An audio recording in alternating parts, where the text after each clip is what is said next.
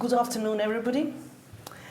Welcome to this discussion that we are organizing together with our very close partners and friends, European Internet Forum. Maria Rosa, your staff, thank you so much for putting so much effort and for being so engaged in all the digital topics. My name is Marina Kaljurand. I'm the member of the European Parliament, and I'm honored and privileged to co-chair today's discussion. I apologize at the very beginning that I have a nasty cough. I recovered from COVID, which means that I will be coughing for a couple of months. But my physician assured I'm not contagious.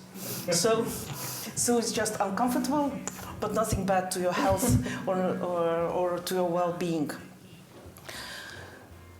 When Internet Forum proposed to have a discussion on this topic, the new EU Cyber Resilience Act and Europe's digital autonomy, my first reaction was that it's too much for one discussion. But as a matter of fact, I have to admit that these topics are so much intertwined. They go so much together. I think it's really appropriate, I think it's very timely, and I think it's very important to have this discussion today. And if needed, we can always continue it in other forums and in more details. Well, those of you who know, you know that cybersecurity has been my love of my life, yeah? For the first time, I had to learn in 15 minutes what the DDoS attacks mean when I was Estonian ambassador to Russia in 2007, and I had to start to explain to foreign media what's happening, what are the cyber attacks like, and what does it mean to Estonia. When I was ambassador to Washington, D.C., it was Snowden revelation. So cyber has been following me since 2007, and I'm proud that I have served also as Estonian expert on the GG, group of governmental experts, and I had the privilege of advising Secretary General on digital cooperation. So that's why this topic is close to my heart, although today, as the member of LIBE committee, maybe I'm not dealing as much with cybersecurity as I would like to, but once Estonian, forever cybersecurity expert, we all know that. And I'm a very strong supporter of inclusive process, of multi-stakeholderism. Again, coming from my country, I have seen in practice how does it work. Not only as political slogans or political statements, but real practical cooperation among different stakeholders. And that's why I'm really happy and privileged that this panel exactly shows the need and the way of multi-stakeholder cooperation and inclusiveness. Because I would argue that on these topics, we can't be successful and effective if we continue working only in our silos. So really happy to welcome our speakers. Lorena Boix-Alonso, Director for Digital Society, Trust and Cybersecurity, DG Connect from the European Commission. Heli Tiirma-Klaar, my very good old friend, from the times we both worked for Estonian government, but today Heli is Director of the Digital Society Institute, European School of Management and Technology in Berlin, but she's not lost for Estonia, I know that. Elena Plexida, Vice President of Government and IGO's Engagement from ICANN. And last but not least, Arnaud Tadei, Security Transformation Architects Practice Leader, International at Broadcom Software.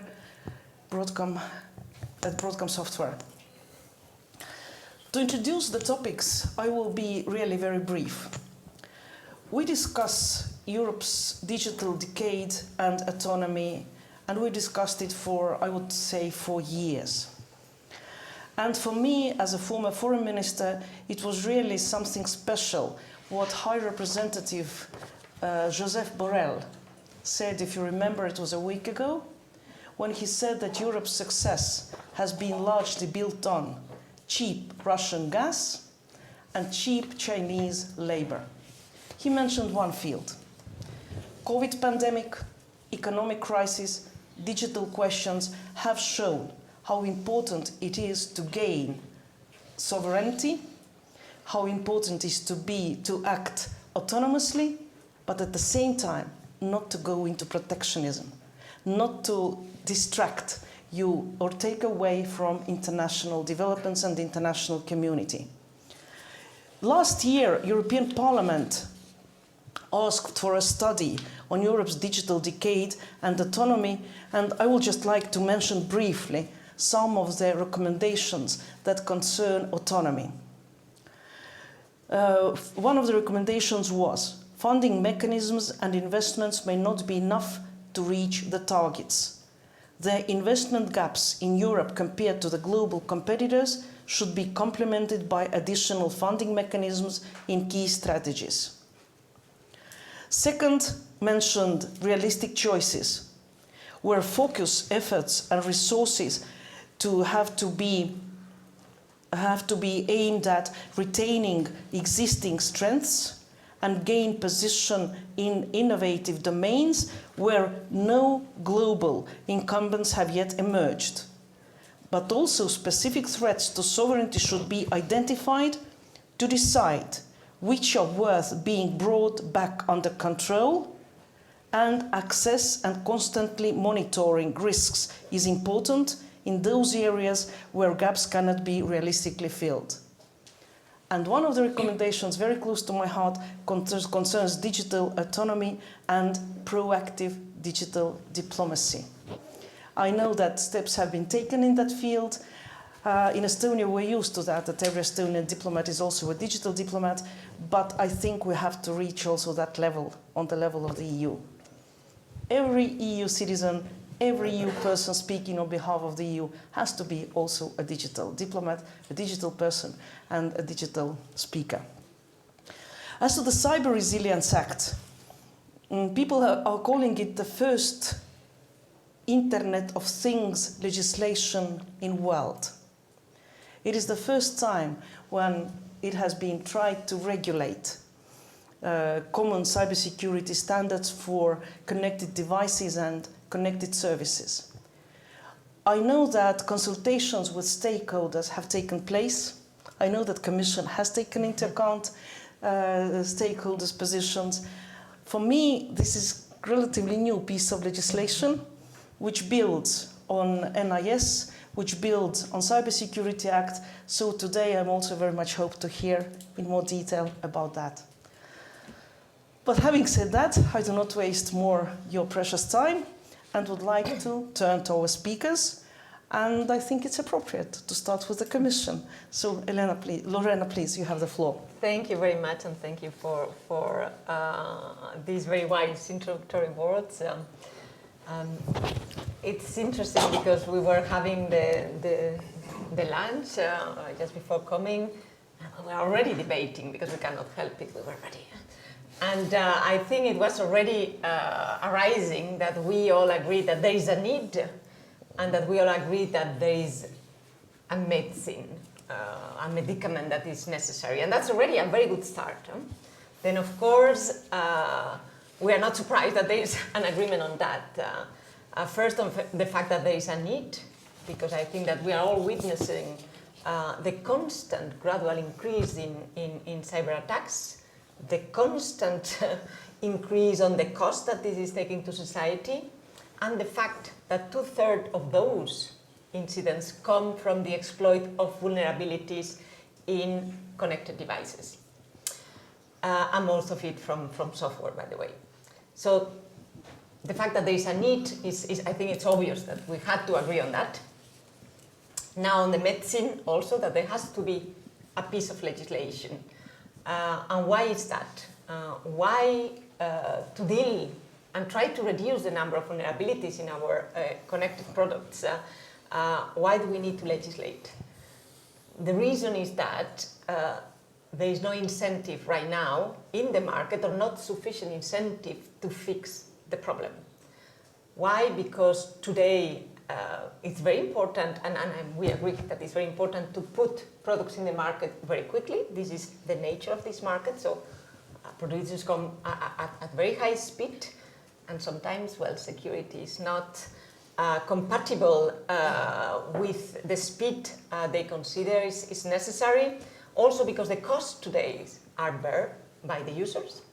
So obviously what would be your incentive to produce something more secure if at the end of the day you are not bearing the cost, or not most of them. And also because in any case our citizens don't understand very much about cybersecurity. So the fact that you give them a product that is cyber secure, probably they will not even know which one is more cyber secure than others. So this is when you have this market failure, you need to legislate. Now the question is this medicament the good one? Is it proportionate? We have certainly tried to find the balance between trying to tackle the problem, and for that we needed to have a broad scope of applications so that it is to all devices with digital elements, that it had to include software, that it had to include components that are put in the market so that we can cover the whole supply chain.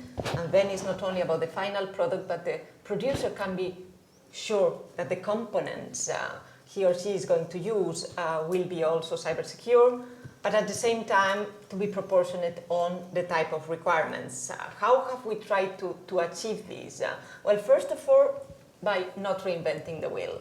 Let's say we have already for many years a product legislation framework that is working, that companies are used to use, with a whole set of conformity assessment bodies, and okay, let's recycle this, let's not complicate life to companies. So that's the first thing we did. The second one was to go for high-level requirements. So not to go to the nitty-gritty of the detail. We could have, and we of course thought of everything, say, well, depending on the type of product, we are going to require different things, and say, no, I mean, let's do something simple, very high level, so that the producer will need to do a risk assessment and then define itself the level of nitty-gritty that he or she needs to go to, and then to set standards to facilitate the life of companies, and in particular SMEs. Another way we tried to find the right balance was by, of course, you will need to do a conformity assessment, but let's go for the majority of products for self-assessment, so that companies self-assess. So the majority is like that, so that most of the products will not need to go through a third-party conformity assessment. Then, of course, also the length, and these are already starting to be criticized, 5 years. Why only 5 years if you have products that have a much longer life? Okay, we try to find a balance. And then, of course, we have a number of grandfathering clauses, so that this will only apply to new products, that we have a long transition period. So we have tried to really find this balance. Now, of course, the debate is about, is this the right balance? Do you think we should have gone tougher, like, for example, some member states are already telling us, or that we could have found another balance? And okay, I don't know if I exhausted my 7 minutes, but I leave it here so that we can leave the rest for the debate. Lorena, thank you so much. And now coming to Heli. Heli, please, your perspective. My perspective is, yes, I think very much actually matching Commission perspective, not because I also worked in the European institutions, but because I really think that cybersecurity doesn't have demand if you don't create it as a legislator, because the market is not taking care of security. Well, I know it from the first-hand experience, because I was the person in Estonia after 2007 who had to pick up the pieces. So, and we created I think the first legislation in entire European Union already as early as 2009 in Estonia for critical infrastructure cybersecurity. This was very early days, and as we know, EU legislation, the NIS1 came along only in 2016. So, and many other member states already by that time had done something nationally. So. Therefore, I think the unified Commission approach, which is now the Cyber Resilience Act and also NIS2, which tries to have the European approach to the issue of cybersecurity, and also to create this kind of transparent framework for all the producers, is really welcome, because as cyber experts know, we cannot fix this problem until we have the better product. Both in terms of software and hardware. We should have the kind of vulnerability mitigation already written into the process of the production. And secondly, of course, I think the added value of the current act is that the consumers can do the informed choice. As a consumer, if you go and buy the fridge, you have the labels of A, B, C, D on your fridge, and then you can imagine what kind of energy level the fridge is consuming. If you go to the shop and you are buying a phone or anything connected with internet, you have no clue what are the security features in that product. You have heard that Apple is maybe better than the others. I'm not paid by Apple, so I can say that. But that's it. So that's a kind of colloquial knowledge that most of the people know. And as for the rest of the products that are in your shops, you do not know as a consumer. And of course, this marking the CE label to certain products, I think, is going to be important here after the Cyber Resilience Act will be implemented. What I think is a largest impediment to achieving the goals of digital Europe actually is the security issue. I live now in Germany, and I see how the older generation, and not just older generation, also even younger people than me, they are not eager to digitalize. And one of the preoccupations, as you might know, the German population has is with privacy and data privacy. And so they rather go on with those endless paper forms and bureaucracy than hastily digitalizing everything internally in the governments, because digitalization is not associated with trust and security. And I guess it's the same in many other member states when we are looking around. Early adopters like Estonia did it 20 years ago. The question would be, if Estonia had to digitalize now, with all these security problems we know, would that been so easy for Estonia? Question mark, we don't know. Since we did it so early, we even don't think about this. But I think nowadays, when we had this kind of debate in our society, Marina, you possibly could see how different parts of our society would say, oh, no, let's not digitalize because it's risky. And therefore, I think Cyber Resilience Act really provides this kind of extra layer of security for both economic actors, but also for consumers in Europe. Especially considering the IoT generations now that are coming up, and also considering the fact that some of the economic progress that we are now gaining because of digitalization is lost because of cybercrime. The cybercrime was and cyber risk was perceived as the biggest risk in 2022 by the survey conducted by the German large insurer Allianz. Before the war, it was the biggest risk for the businesses in Europe and globally, I guess, too. So we cannot afford this kind of situation that on the one hand, let's digitalize, and on the other hand, we know that the malicious actors and criminal actors are eating away our revenues because we cannot do it in a secure manner. What else I think this Cyber Resilience Act will do, it also will have global impact, because it's the first case where the large market power is trying to set standards for the products. And I think I saw that the Americans have done it on the sectoral basis here and there already too, but they do not have this kind of broad brush approach as the Commission has.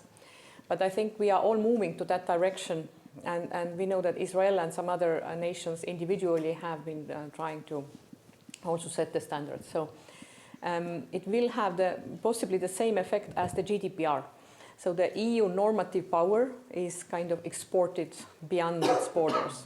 So I think this will have this kind of effect globally, and it's of course a good news also for the global trading partners, because they will have more trust and security in their digital ecosystems.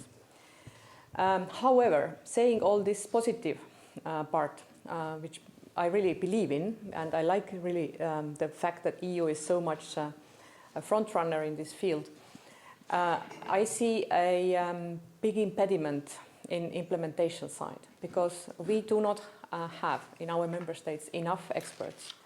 The cyber and digital workforce deficit is urgent. In a way, we have a pandemic where we do not have doctors when it comes to cyber security problem and digital skills. And there is no easy and quick solution how we can have more experts.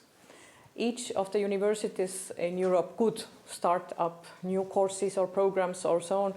Even then, we wouldn't be able to fill the gap of 500,000 or up to 2 million, some people would say, is the gap.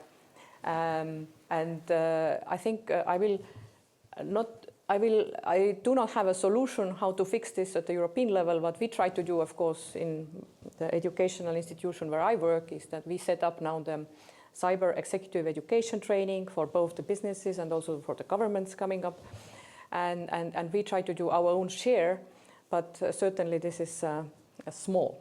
So I think there's some sort of pan-European action is necessary to pay attention to the skills gap and especially the cybersecurity workforce shortage. There are some good examples in Europe and elsewhere how this has been solved, or at least there is a system towards solving this. So maybe we should adopt it. But of course, we know that educational policy is national policy, and there is the subsidiarity problem when we talk about how to intervene from Commission side to education, and there is no good solution. But I think with this call to pay attention to shortage of workforce, I will just stop here. Thank you. Ili, thank you so much for very thoughtful remarks, and we will continue with Elena, view from ICANN. Thank you, Marina. Hello, everyone. As I'm sure you're well aware, ICANN coordinates the so-called Internet's unique identifiers. So that's the names, domain names, the numbers, IP addresses, and the protocols. And we do that together with our technical partners, such as the regional Internet registries or IETF or others. So as long as you have one set of identifiers of these protocols and these standards, you have one Internet. That's really the key. So the one single Internet and continue having one single Internet is the basis of all we do today. It is the source of economic and social prosperity. And of course, at the same time, there are very real problems on the Internet, and I repeat, on the Internet, cybersecurity threats, including with respect to the products that the CRA proposal is set to cover. So I'm not going to talk about the CRA as such, apparently from ICANN perspective, but rather to the approach, the digital autonomy part of our debate, and in particular vis-à-vis the Internet. Other colleagues on this panel are much better placed to discuss the details of the CRA proposal, given they are closer to the products, like Arnaud, and I'm looking forward to hear his views. I'm sure that no one on this panel doubts the intention of the CRA proposal. Of course, there are vulnerabilities, and taking steps to address them is a laudable endeavor. So now back to the autonomy part, the bigger picture, of which the CRA is part, of course. We all know the world is not the same place it used to be like 10 years or even 5 years ago. There is tension between international actors, even between traditional allies today. We seem not to like globalization so much as we used to. Sometimes I wonder if, as a world, collectively, we even like free trade anymore. In effect, different regions or countries, of course, need and wish to be more autonomous, or in other words, sovereign, including in the digital sphere. And this is very natural if you consider the global geopolitical context we are in. The question then becomes, how does one pursue digital sovereignty? And is it sovereignty in the sense of autonomy, or is it sovereignty in the sense of control? Undoubtedly, Europe has set itself in a leadership role when it comes to legislation. It is, in that sense, the normative power today, as Heli mentioned, that's for sure. And that is the way, in my view at least, the sovereignty/autonomy concern is being addressed in large part. Initiatives are put forward in the context of the single market, and others follow. I often ask myself, how far is this trend going to go? In the sense of, what if others stop following? And what happens when, if that happens? And this question is relevant in and of itself, of course, but also in the context of standardization. So something that is increasingly happening, and this is something instilled in the CRA as well, is that standards are being put forward in different initiatives as a way to demonstrate compliance. For example, in the CRA proposal, compliance depends on the type of products that you have in hand and ranges from self-assessment to certified by third party or implied through the implementation of EU standards. So more and more legislative initiatives emerge that include provisions for the development of harmonized European standards to demonstrate compliance, as I said. And this can, of course, only lead to European standards gaining further prominence. If you think at it from a political perspective, and only political, I would say it is ingenious in that regard. As long as, of course, others keep following, as I said before. It also can lead to European standards becoming mandatory, so being mandated through legislation. And that's, if you will, for me, a catch. It's a catch because all of a sudden you can find established global processes for standard development circumvented because standards, as I said, would be mandated by legislation. Let me give you an example. It's not from the CRA, again. It's the EIDAS proposal that's being currently discussed. So I'm not sure where it stands right now, because I haven't followed the developments, to be honest. There was initially a suggestion to force web browser vendors to recognize the so-called QUACs, which is qualified website authentication certificates. So the QUACs are, of course, a good thing, because they aim, it's a good digital ID card certificate to use on the internet.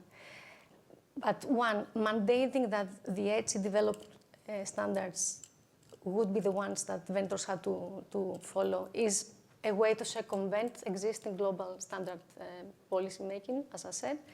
And two, it turns out that because these QUACs were developed by ETSI unilaterally without taking into consideration or working with existing other global structures, it could break the existing encryption and in turn make the internet a less safe place. Now, prominence of European standards and legislative trends, of course, in product X or product Z is not a bad thing, on the contrary. It can be a very good issue. I think Heli mentioned that before, or you, Marina, I'm not sure. So I've heard from different industries with global presence that say, if something becomes prominent, maybe even better, and maybe life would be simpler for us, because then we have to follow this one. But definitely leave this to the industry to comment. In our world, and I get back to our world now, this could have a grave impacts. And I mean, in the names, the numbers, the internet protocols world, if you bypass existing policy-making processes, it can be an issue. The very reason organizations like ICANN or IETF can give you an internet is because every device that is connected runs on the same set of technical protocols, the same standards, the same identifiers. And no one mandates use of this set of identifiers and standards. They are trusted, and therefore they are being used by the whole world because they are developed through bottom-up processes with the participation of everyone, of experts globally, including the governments, through processes that, if you will, intentionally were left out of sovereignty so far, because protocols like that or named numbers do not know borders. This trust is the glue that keeps the internet together at its technical level, technical layer. If through legislative efforts we introduce multiple incompatible protocols, or if we challenge existing governance mechanisms for standard setting and for policy making, and we supplement them by national legislation, we might dissolve the glue that keeps the internet together. In simple words, we might risk internet fragmentation. So if there's one message that I'm trying to convey today in this panel is, when we consider digital sovereignty, digital autonomy, you name it, there must be a line that differentiates things like the fundamentals of the internet. Internet fundamentals, they know no borders, as I said before. And they cannot be aligned to national borders, otherwise they will not deliver what we expect them to deliver. Thank you. Looking forward to the discussion. Yeah, thank you, Elena, very much for your remarks. And last but not least, looking towards Arnaud for his introductory remarks, and then we are happy to engage with the discussion. Thank you, Marina. So, Marina, you were already my moderator 2 years ago when I came for the first time in this group. So I'm happy to have you again as my moderator. So I'm Arnaud Tadei, first of all. So I'm not a politician. If you expect anything on the politician side, there is a guy called Ilias here, and I'm sure you all know him. He is going to take care of that. So I will make mistakes. I'm sometimes politically incorrect. That's the way it is, because I'm an architect and an advisor. So I lead a group of architects and advisors across a set of countries from Europe, India, South Asia, Australia, and New Zealand. And we are in the field. We talk to CISOs every day. We talk to head of group networks every day on the top 150 customers that we have on that region. So top banks, top telcos, top whatever. But I have a night job. And in my night job, I am a leader in standardization, especially in the International Telecommunication Union, the ITU. Many don't know, at least I was surprised some were with me in plenipotentiary 2 weeks ago in Bucharest. We didn't recognize each other, but I must say it's such a parallel world that you have the impression to be in a movie like Stranger Things. So there I work for a delegation. I support the resolution 130 on security, but as well I brought my own resolution, which was about the industry engagement. Oh, no, I should say the lack of industry engagement. So I would like to thank the EIF for giving me this opportunity to speak today. And I will build on some comments that I heard from previous speakers. Especially, I will just take on the fly 2, 3. So 30 agree on the manpower problem. That was my first introductory topic 2 years ago, professionalization versus vocational. Today, security is vocational, not professionalized. The second one is that I think it's worse than the market doesn't care. I think the problem is that those who care fundamentally disagree on security. And this is putting us at a big disadvantage against our adversaries because they are united. They share infrastructure, they share research, they share all sorts of things. But we have deadly battles. There are battles, not for now, where some parties on the good side, one wants to kill the other one. So we are in a big Tower of Babel problem that led to a cacophony about what is cybersecurity today. Frankly speaking, after so many years, I don't know. Or let's say that I had to make myself my own definition. The regionalization problem as well is a huge problem. But I'm glad that Marina reminded us it's not about protectionism. So we'll have to find a rationale there. So now, back to the CRA. Of course, we recognize the good intention of the CRA and the courage of the Commission to attack that problem. That's the first good intention, but as well, we remark one strategic value in it, which is it's addressing a real gap on the security products for consumers and on IoT products. That's a real problem. Now, if I take a first step back, let's look at what other countries are doing. Some other countries as well have the problem. The US is trying to address it with their definition of SBOM, software bill of material, a very big work. I hope we are going to look at what they are doing over there. The UK is only concentrating on IoT, and back to the point of labeling and educating the market, Singapore is having an approach on labeling. So we have different approaches. Some are perhaps more flexible approaches than what the CRA is proposing. So what's the purpose of my message here is, from a security practitioner perspective that I do every day, security is about trade-offs. And in 30 years, there is nothing like a free lunch in this affair. So the issue and the big question is for the CRA to deliver its promises, what are you prepared to give away? That is the big question of the day. So let's look at some of the list of trade-offs we could have. So there are a few interesting triads in this world. Let's start with security, cost, and risk.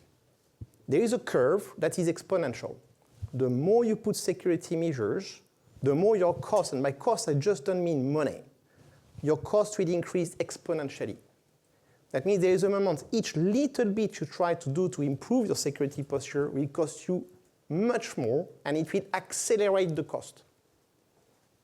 You put more measures, you need more elements, you need more people, and it's more complicated because we do not have a standard, so we don't understand what this means. And it's harder and harder, not only technically, but in terms of manpower. It's not just you need manpower, but you need very skilled manpower. That's a big issue. The second is security, time, and go-to-market. I will be simple and come back on that later, but it is 30 years I'm seeing delays and delays and delays. Then the third one. That one is really complicated to discuss. That's security, privacy, and safety.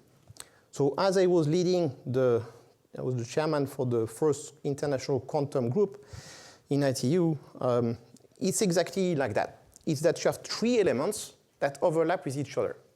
Privacy hates security because it has to give away something to a party it cannot trust. But at the same time, privacy without security is meaningless. Why we have the problem? This is because of a certain Juvenal, a Roman poet of the 4th century, explaining, but who watch the watchers? Which I think Richelieu interpreted as, but who guards the guards? So we have a number of issues. I will skip the safety element for the moment, but it's even worse when you put safety together. So for example, if you look in Annex 1, you want logs, but at the same time you want data minimization. What's the balance? So if you take my company, for example, we have 159 software products. Remind yourself that 75% of the business of my company is semiconductor, not software. So imagine when you're going to talk to a SAP, for example, which is full software. So there is a bit of an issue here because you need to have the product families versus the requirements need to be reviewed. And we have a problem with what Annex 1 is dealing here. Now let's take another big issue, conformity assessment. So my problem here is, are we creating a bottleneck? So we have a number of issues here, and then I can come back to Haley on manpower. So yes, but how much manpower do you need to have the actors, not just the people producing the software and the product, but the people having to do the assessment? We cannot find people. Everybody is struggling. Speaking with many leaders and managers who have to hire people, we cannot find people.